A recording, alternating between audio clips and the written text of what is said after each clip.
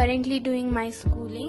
এটা আমার ইউটিউবের প্রথম ভিডিও, তাই ভাবলাম যে একটা ইন্ট্রোডাকশন ভিডিও দিয়ে শুরু করি। সো আমি এই চ্যানেলের মধ্যে mainly drawings, art and craft plus side by side আমি ভ্লগসও আপলোড করব।